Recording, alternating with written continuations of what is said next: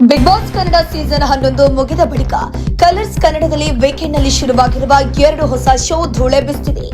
Boys versus ಗರ್ಲ್ಸ್ಗೆ ಸಖತ್ ರೋಚಕತೆ ಸೃಷ್ಟಿಯಾದರೆ ಮತ್ತೊಂದು ಸೃಜನ್ ಲೋಕೇಶ್ ನೇತೃತ್ವದ ಮಜಾ ಟಾಕೀಸ್ ಕೂಡ ಹೊಸ ಟೀಮ್ನೊಂದಿಗೆ ಬಂದು ಹೊಟ್ಟೆ ಹುಣ್ಣಾಗುವಷ್ಟು ನಗಿಸುತ್ತಿದೆ. ಈಗಾಗಲೇ 3 ವಾರಗಳ ಎಪಿಸೋಡ್ಗಳು ಪ್ರಸಾರಗೊಂಡಿದ್ದು ಅದ್ಭುತ ರಿಯಾಕ್ಷನ್ ಸಿಕ್ಕಿದೆ.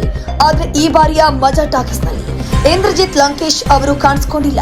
ಇಂದ್ರಜಿತ್ ಲಂಕೇಶ್ ಅವರು ಈ ಬಾರಿಯ ಮಜಾ ಟಾಕೀಸ್ನಿಂದ ಹೊರ ನಡೆದ್ರು ಎಂಬ ಮಾತು ಕೇಳಿ ಬಂದಿತ್ತು.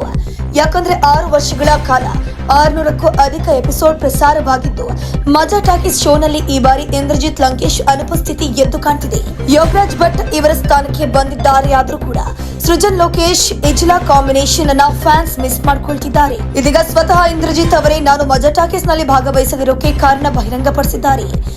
ಮಜಾ ಟಾಕೀಸ್ ಸತತವಾಗಿ 6 ವರ್ಷಗಳ ಕಾಲ ನಡೆಯಿತು. ಸುಮಾರು 600 ಎಪಿಸೋಡ್ಗಳು ಪ್ರಸಾರವಾಯಿತು. ಅದ್ಭುತವಾಗಿ ಹಿಟ್ ಆಯಿತು. ಕರ್ನಾಟಕದ ಮನೆ ಮಾತಾಯಿತು. ಮನೆ ಮನೆಗೂ ತಲುಪಿ ಯಶಸ್ಸಾಯಿತು.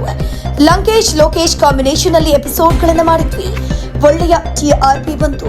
TRPಯಲ್ಲಿ ನಂಬರ್ 1 ಬಂತು. ಈ ಯಶಸ್ಸಿನ ನಡುವೆ ನಾನು ಬ್ರೇಕ್ ತಗೊಂಡು 2 ಸಿನಿಮಾ ಮಾಡಿದೆ. ಆಗಲೇ ತುಂಬಾ ಕಷ್ಟ ಆಯಿತು.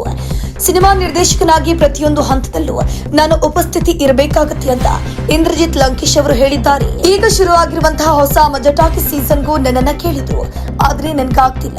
ನನ್ ಮಗ ಪ್ಯಾನ್ ಇಂಡಿಯಾ ಸಿನಿಮಾ ಮಾಡ್ತಿದ್ದಾನೆ. ನಾನು ಹಿಂದಿ ಸಿನಿಮಾ ಮಾಡ್ತಿದ್ದೀನಿ. ಈಗಾಗಲೇ ಯಶಸ್ವಿ ಶೋ ಇದು. ಮತ್ತೆ ಈ ಯಶಸ್ಸನ್ನ ಸೃಷ್ಟಿ ಆಗುತ್ತಿಲ್ವೋ ಗೊತ್ತಿಲ್ಲ. ರೆವೋ ಸಂಗೀತದಲ್ಲಿ ಬ್ಯುಸಿ ಇದ್ದಾರೆ. ಶ್ವೇತಾ ಚೆಂಗಪ್ಪ ಇನ್ನೊಂದು ಶೋನಲ್ಲಿ ಬ್ಯುಸಿ ಇದ್ದಾರೆ. ಮಂಡ್ಯ ರಮೇಶ್ ಅವರು ಧಾರಾವಾಹಿ ಜೊತೆಗೆ ರಂಗಭೂಮಿಯಲ್ಲಿ ಆಕ್ಟಿವ್ ಆಗಿದ್ದಾರೆ. ನಾನು ರಿಟೈರ್ ಆಗಿಲ್ಲ, ಆದ್ರೆ ಸಿನಿಮಾ ನಿರ್ದೇಶನ ಮಾಡ್ತಿರೋದಕ್ಕೆ ಇದಕ್ಕೆ ಸಮಯ ಕೊಡೋಕಾಗ್ತಿಲ್ಲ ಅಂತ ಸ್ಪಷ್ಟನೆ ಕೊಟ್ಟಿದ್ದಾರೆ. ಮತ್ತಷ್ಟು ಸುದ್ದಿಗಳಿಗಾಗಿ ನೋಡ್ತಾ ಇರಿ ಪಬ್ಲಿಕ್ ನ್ಯೂಸ್ 24x7. ಇದು ಸತ್ಯದ ಧ್ವನಿ.